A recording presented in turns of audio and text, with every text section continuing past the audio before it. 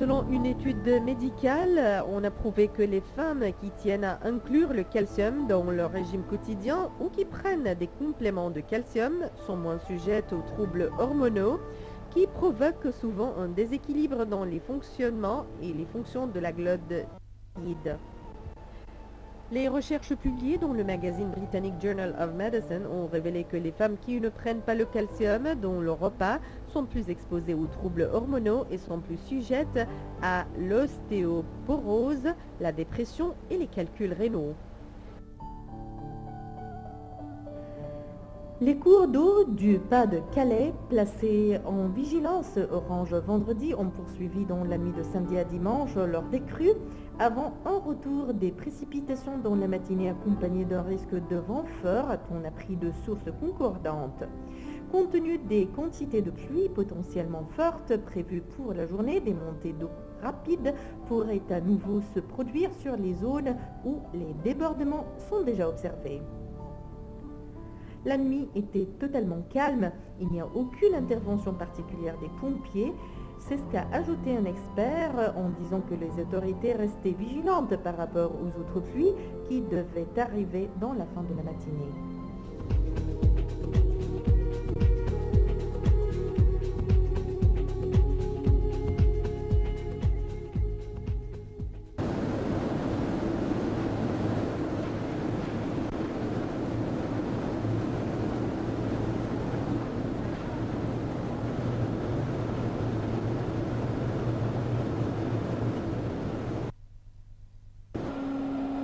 L'entreprise d'eau gazeuse a été régulièrement mise en cause ces dernières années pour ses pratiques vis-à-vis des ressources en eau dans les régions où elle a installé des usines, notamment en Inde. Elle essaie maintenant d'améliorer son image en mettant en avant la notion douteuse de neutralité en eau conçue sur le modèle de la neutralité en carbone. Ces dernières années, plusieurs facteurs ont concouru à mettre brutalement la lumière à l'impact des multinationales agroalimentaires, en particulier de boissons, et de leurs activités sur les ressources en eau.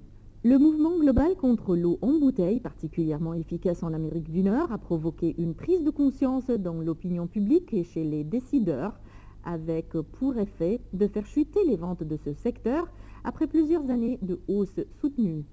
Parallèlement, de nombreuses communautés locales affectées par les activités de ces multinationales, depuis les États-Unis jusqu'à l'Inde, se sont engagés dans des mouvements de contestation et de protestation et des campagnes de dénonciation. Ces communautés ont réussi à attirer l'attention mondiale et internationale sur les tentatives d'appropriation des ressources en eau et ou sur leur pollution et dans de nombreux cas ont obtenu gain de cause. La mise en lumière de ces pratiques ainsi que plus généralement du gaspillage de la ressource auquel donne lieu la production d'eau en bouteille et d'autres boissons industrielles ne pouvait que prendre un caractère plus scandaleux, encore dans un contexte global marqué par des sécheresses pluriannuelles dans plusieurs régions du monde. Coca-Cola figure non sans raison parmi les principales multinationales mises en cause et désormais confrontées à diverses formes de contestation aux quatre coins du monde. Outre la boisson du même nom, l'entreprise possède plusieurs marques d'eau en bouteille et de boissons gazeuses dont une partie est produite en Inde. Inévitablement, le niveau des eaux souterraines a baissé de plusieurs mètres, asséchant la plupart des puits situés aux alentours de l'usine. La communauté locale s'est mobilisée et a porté l'affaire devant les autorités. Pour faire face à ces détracteurs et améliorer son image, cette compagnie s'est lancée à partir de 2007-2008 dans une vaste campagne de marketing visant à présenter comme un leader mondial des économies d'eau. Reprenant des techniques éprouvées de greenwashing, verdissement de son image de marque, l'entreprise rappelle ainsi volontiers qu'elle a obtenu le Golden Peacock Award pour la qualité environnementale de ses opérations en Inde, sans préciser quel est le principal sponsor de l'organisme qui décerne ce prix.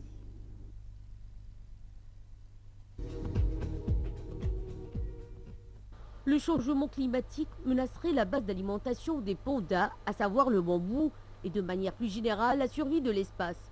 Dans une étude sino-américaine publiée le 11 novembre dans la revue Nature Climate Change, l'Université d'État du Michigan et l'Académie chinoise des sciences montrent que la survie des pandas dans un contexte de réchauffement planétaire est plus qu'incertaine. Le panda est extrêmement rare sur Terre. L'ONU estime le nombre d'individus en vie à 900, dont 100 à l'état de captivité dans des zoos, des centres d'élevage ou des réserves en Chine. Autrefois présent du Myanmar, en Birmanie, au nord du Vietnam et dans l'est et le sud de la Chine, le panda a été décimé par l'agriculture et la déforestation qui en résultent. D'immenses étendues de bambou ont ainsi été détruites. Cette plante ayant un taux de reproduction très lent, variable selon les espèces, généralement de 30 à 35 ans, elle n'a pas pu se renouveler suffisamment et assez vite pour subvenir aux besoins des populations de pandas. Privés de leur habitat naturel, beaucoup d'animaux sont morts affamés. Avec la progression des habitations humaines, les individus se retiraient plus haut dans les montagnes où ils sont désormais isolés, souvent inacceptable de rallier les bosquets de bambou nécessaires à leur survie. De plus, les pandas se reproduisent très peu souvent une fois par an et le taux de mortalité infantile est élevé. De fait, la population de pandas à l'état sauvage ne cesse de diminuer. En captivité, seulement 28% des animaux se reproduisent alors qu'ils le font tous à l'état sauvage, ce qui n'arrange pas les choses. La Chine a pourtant fait de nombreux efforts pour assurer la pérennité de l'espèce. Le pays applique des lois strictes contre le braconnage des pandas. Les vendeurs de fourrure risquent la prison à vie. Depuis 1963, le gouvernement a instauré 13 réserves protégées dans 6 chaînes montagneuses isolées, le Sichuan, Shaanxi et dans les provinces Gansuan de la Chine occidentale. La pression démographique, la Chine comprend aujourd'hui plus d'1,37 milliard d'habitants et la demande croissante de terres de ressources par la population chinoise n'est pas de bon augure pour des pandas. Dans la province du Shaanxi, au nord-ouest de la Chine, les montagnes du Qilin abritaient actuellement 275 pandas géants, soit 17% de la population mondiale. Mao Ning-Chunmu, doctorant au Center for Strategic and International Studies, le CSIS, a construit avec son équipe un modèle unique, croisant des informations sur la répartition mondiale du bambou, des projections climatiques, des données historiques sur les températures et les précipitations, ainsi que des scénarios d'émissions de gaz à effet de serre dans le but d'évaluer l'évolution des réserves des 3 principales espèces de bambou dans les montagnes Qinling. Le panda pouvant avaler jusqu'à 38 kg de bambou par jour, il est capital de connaître l'état de ces réserves à travers le temps. Or, plusieurs travaux montrent que la répartition mondiale du bambou a suivi les évolutions du climat. Compte tenu de leur taux de reproduction extrêmement faible, les bambous ne pourraient pas s'adapter suffisamment rapidement au changement climatique selon les prévisions de l'étude.